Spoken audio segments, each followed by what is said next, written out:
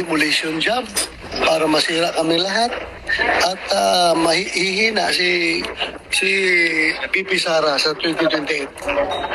Especially sa paghahanap ng mga kasalanan ni Duterte at kanyang mga associates. Kasi gusto man ng speaker ng House na siya magpresidente, di ba? 2028. Next hearing. Sisingilin ko siya dyan.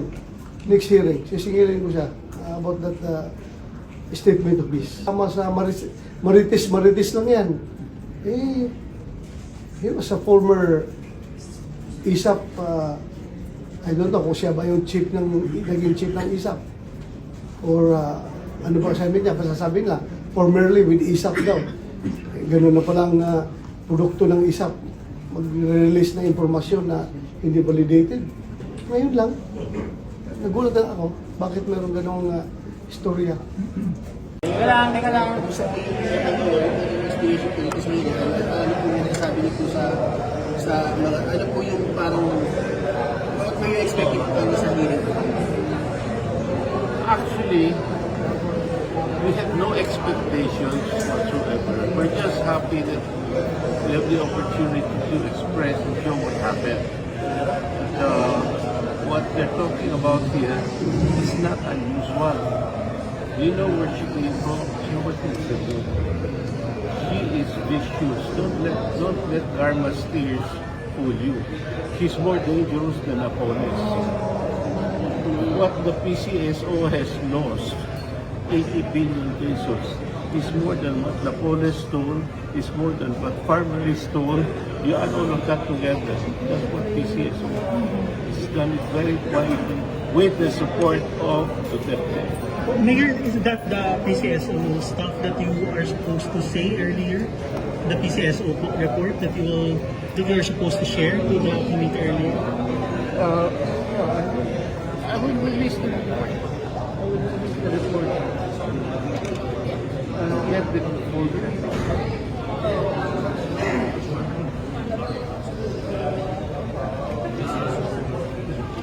So Mayor, for background lang po, did you order an investigation po ba to find out this PCSO? No, there was no. It was done internally by PCSO before Garma, and when she was applying to be police chief of Cebu, somebody gave it to me.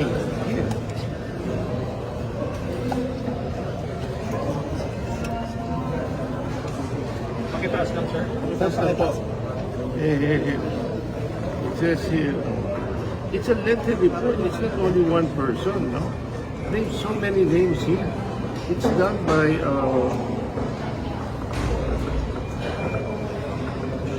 someone in PCSO, and it mentions here, when she was Bohol province, and identified police sergeant Garma of receiving payona from illegal gambling operations financiers in the amount of 1 million pesos every week. That's only in Bohol. What more Cebu? Sir, sino po nagbigay sa inyo ng document? Sino po nabigay sa inyo ng report? Who gave you, sir? Never mind. But sir, may we know who signed? Believe me. May we know, sir, who's the signatory in the report? This year lang po, last year. No, this was before she was even appointed as police chief in Cebu. That's why I didn't like her. I didn't endorse her. Under the local government code, you need the approval and the clearance of the city mayor. Duterte just put her there, whether I like it or not. Sir, did you try to give that report to the DALG in your I talked to the opposition? president personally. And what did he say, sir? Tell everything to Bongo. I gave all the reports to Bongo. He was there. And Bongo didn't do anything. Sir, sa tingin niyo po ba may kasalanan si Bongo kaya na-appoint si Let him Garma? answer that. Let him answer that. When did this happen, sir? What year? What year was that?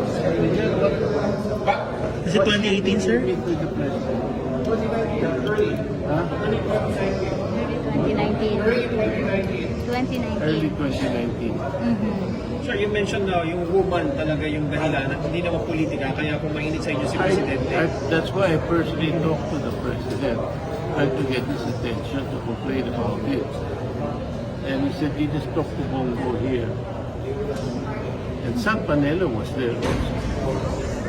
And I also complained and he gave information to San Panelo and evidence to San Panelo, and he did nothing.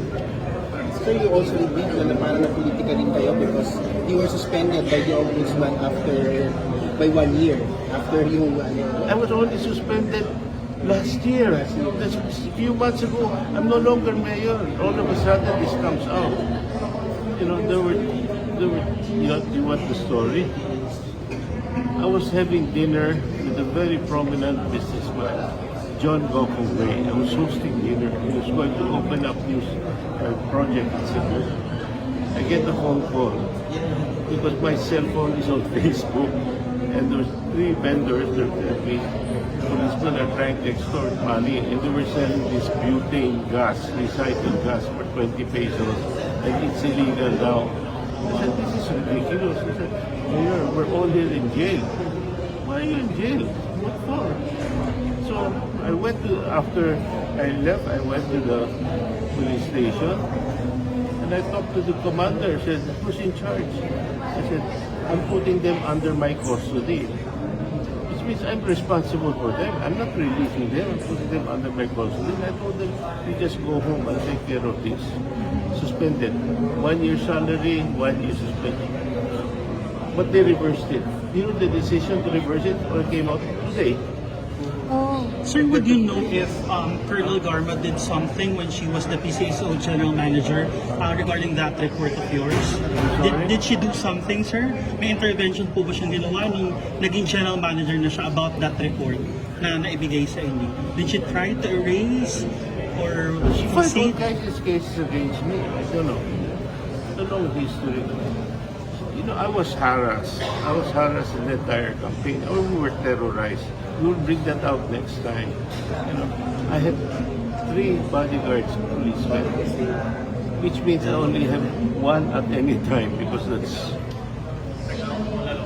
We pulled all of them out. She sat on my renewal permit for firearms. So I could not carry a firearm. And then wherever I go, they put a blockade. Everybody in Cebu knows that. Even when I went to visit the iglesia, the police blockade follows me. And then there's this Michael Dino, 20 security men.